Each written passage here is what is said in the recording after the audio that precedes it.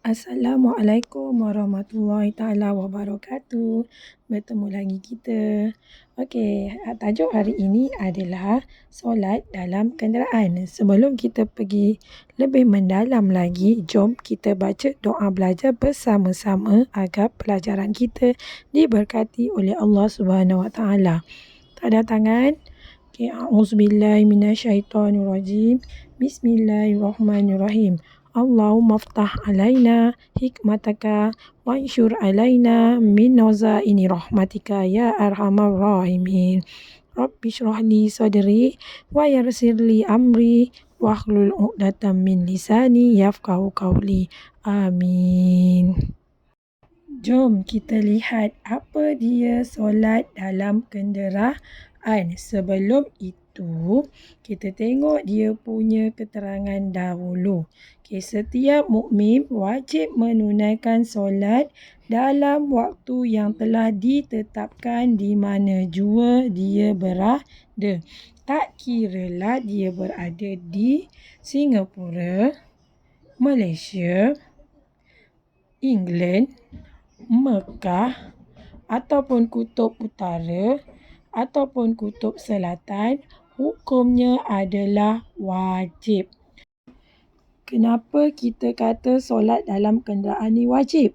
Sebab solat dalam kenderaan ni adalah solat yang telah difardukan, yang telah diwajibkan, iaitu solat 5 waktu sehari semalam. Yang pertama, Zuhur berapa rakaat?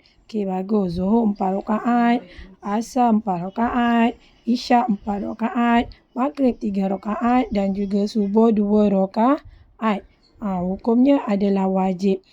Kepada sesiapa yang tidak menunaikan solat 5 waktu sehari semalam, hukumnya berdosa besar. Maka ia wajib ganti. Seterusnya kita lihat kepada syarat sah solat dalam kenderaan. Syarat sah solat kenderaan ada 4. Apa dia?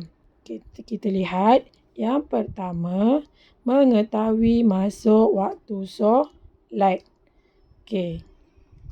Yang kedua, menghadap kiblat. Yang ketiga, suci daripada hadas dan najis. Yang keempat, menutup aurat. Kita lihat contoh-contoh kenderaan yang boleh solat di dalamnya. Yang pertama, bas. Yang kedua, kapal terbang. Yang ketiga, kereta.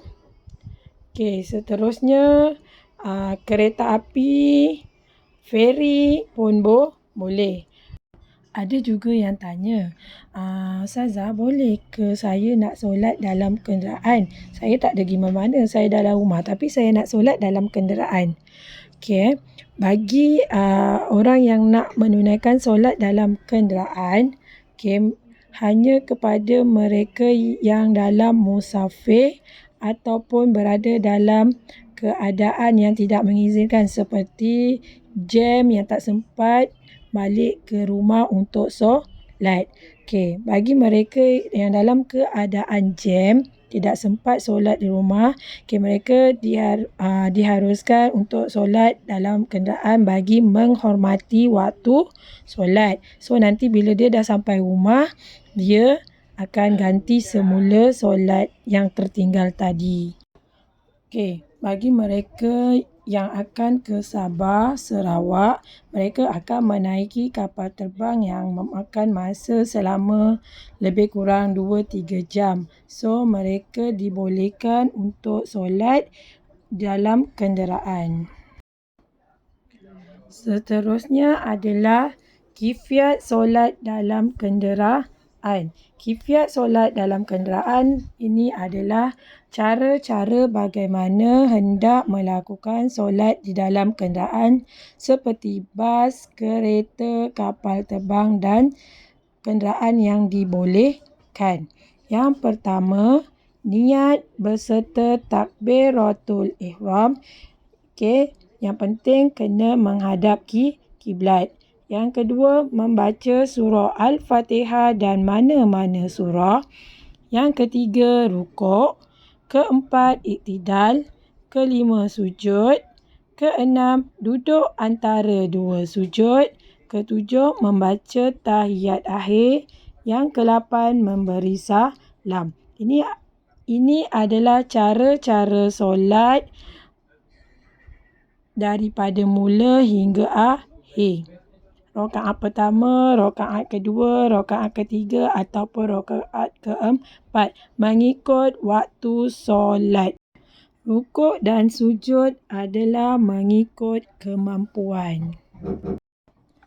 Yang terakhir adalah hikmah solat dalam kenderaan. Hikmah solat dalam kenderaan ada 4. Yang pertama, sentiasa mengingati Allah dalam semua keadaan dan tempat. Yang kedua, dapat melaksanakan ibadah sesuai dengan kemampuan seseorang. Yang ketiga, hidup diberkati dan diredai oleh Allah. Dan yang keempat, memperolehi ketenangan jiwa.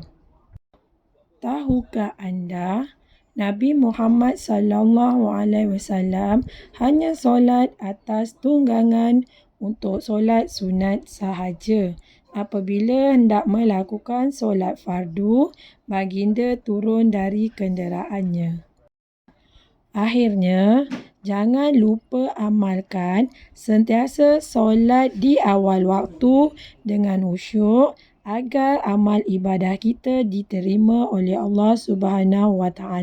Dan ingat, ganjaran yang akan diterima di akhirat nanti adalah sangat besar.